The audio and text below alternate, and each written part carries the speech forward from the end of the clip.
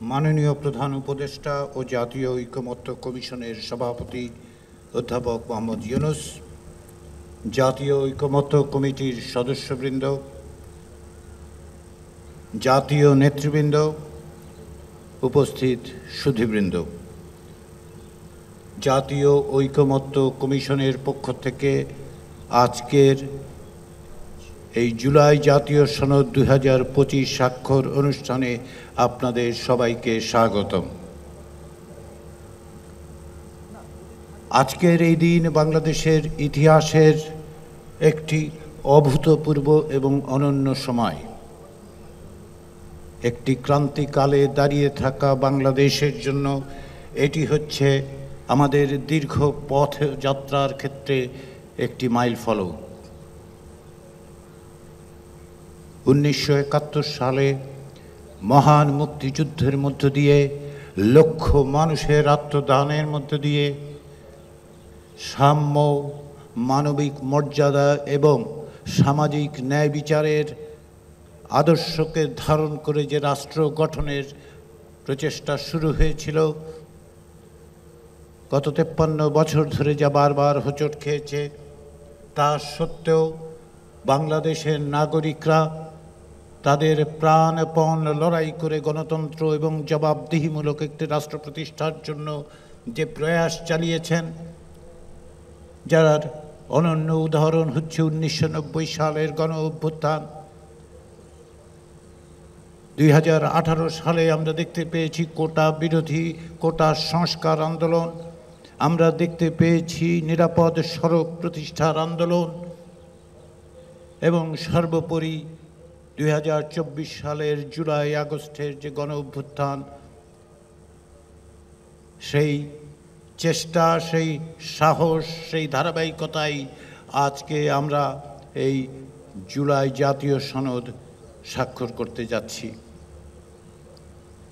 আমাদের যে স্বপ্ন, বাংলাদেশের মানুষের যে আকাঙ্ক্ষা, তাকে ধারণ করে তাকে অগ্রসর করে নিয়ে যাওয়ার জন্য, সকলের জন্য একটি বৈষম্যহীন রাষ্ট্র প্রতিষ্ঠার যে চেষ্টা, তাতে একটি দিক নির্দেশনা দেওয়ার জন্যই বাংলাদেশের রাজনৈতিক দলগুলো প্রায় 1 বছর ধরে পারস্পরিক আলাপ আলোচনার মধ্য দিয়ে এই জাতীয় সনদে উপনীত হয়েছেন।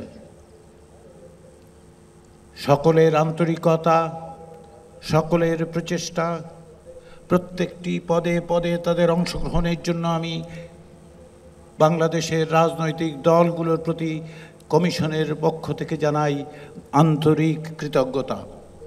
কিন্তু কেবলমাত্র কমিশন নয়, কেবলমাত্র রাজনৈতিক দল নয়, বাংলাদেশের বিভিন্ন সমাজের বিভিন্ন অংশের মানুষ এই প্রক্রিয়ার সঙ্গে অংশগ্রহণ করেছেন।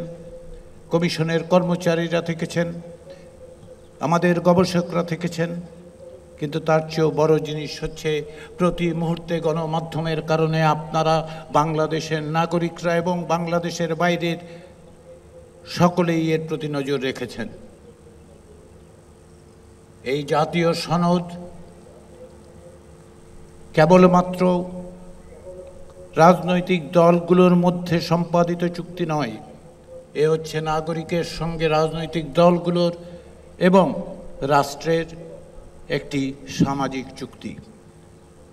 এই সামাজিক চুক্তি, এই যে প্রত্যাশা, এর প্রত্যেকটি বিষয়ের মধ্যে জড়িত আছে বাংলাদেশের মানুষের সংগ্রামের, তাদের কষ্টের, তাদের প্রচেষ্টার প্রত্যেকটি বিন্দু যুক্ত আছে।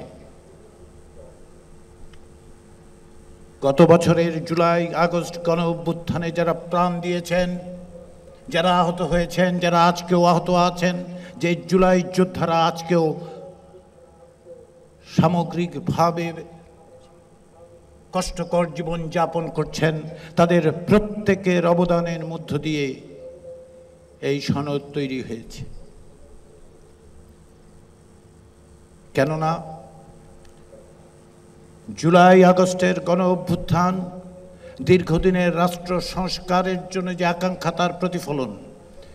বাংলাদেশে গত 16 বছর ধরে 2009 সাল থেকে যে ফ্যাসিবাদী শাসন তৈরি হয়েছিল, তার বিরুদ্ধে যে সাহসিকতা, যে দৃঢ়তা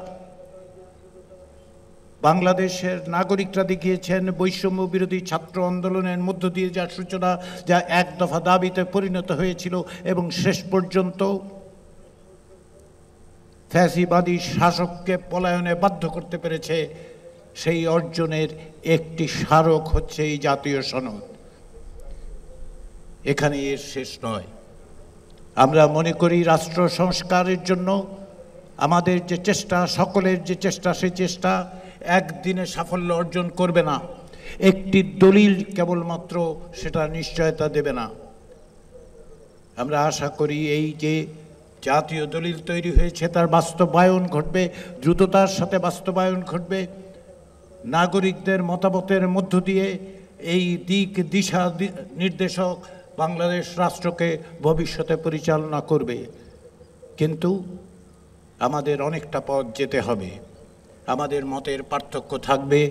রাজনীতিতে মত পার্থক্য না থাকলে তা গণতান্ত্রিক হয় না। মতের পার্থক্য থাকবে, পথের পার্থক্য থাকবে, কিন্তু এক জায়গায় ঐক্যবদ্ধ হতে হবে। বহু স্রোত যেন মোহনায় এসে মেলে, যেন আমরা বলতে পারি যে আমাদের অনেক স্রোত, কিন্তু মোহনা একটি, সেটি হচ্ছে একটি গণতান্ত্রিক বাংলাদেশ তৈরি করা। আমাদের বহু স্রোত, আমরা সকলে এক জায়গায় যে আমরা যে কোনো ধরনের স্বৈরতন্ত্রের বিরুদ্ধে ঐক্যবদ্ধভাবে সবাই দাঁড়িয়ে থাকব। সেই স্বপ্ন, সেই প্রত্যাশা, সেই চেষ্টার স্মারক যতটুকু আমরা অর্জন করেছি, এটি প্রথম পদক্ষেপ। যে ধারাবাহিকতা, তার একটি মোড় ফেরানো মুহূর্ত মাত্র। আমাদের অনেকটা পথ যেতে হবে। এই অগ্রসরমানতায় নাগরিক হিসেবে বাংলাদেশের মানুষদের প্রত্যেকের ভূমিকা রয়েছে। রাজনৈতিক দলগুলো সেই মত পথ পার্থক্য সত্ত্বেও তারা এগিয়ে নিয়ে যাবে। সেই দিক থেকে আজকের এই জাতীয় সনদ স্বাক্ষরের এই অনুষ্ঠান ঐতিহাসিক। আমরা যে দীর্ঘ পথ 1971 সালের মুক্তিযুদ্ধ পরবর্তী সময়ের সূচনা হয়েছে, তারই একটি পর্যায়ে এটি। আমাদের অগ্রসর হওয়ার ক্ষেত্রে যে দিক নির্দেশনা, যে পথ নির্দেশ আমরা পাই, তাকে অগ্রসর করে নিয়ে গিয়েই আমরা একটি রাষ্ট্র প্রতিষ্ঠা করতে পারব, যা সাম্য, মানবিক মর্যাদা এবং সামাজিক ন্যায় বিচারকে প্রতিষ্ঠা করে। সেই প্রচেষ্টায় আমরা সকলে এক, আমরা সকলেই ঐক্যবদ্ধ। কেননা সেখানে আমি, আপনি, তুমি, সে, এইভাবে আমরা বিভক্ত নই। আমরা সকলে এক। সেই প্রচেষ্টা, সেই সংগ্রাম, সেই প্রয়াস, সেই পথযাত্রা অব্যাহত থাকবে। সেই প্রত্যাশা জাতীয় ঐক্যমত্য কমিশনের, সেই প্রত্যাশা আমাদের সকলের।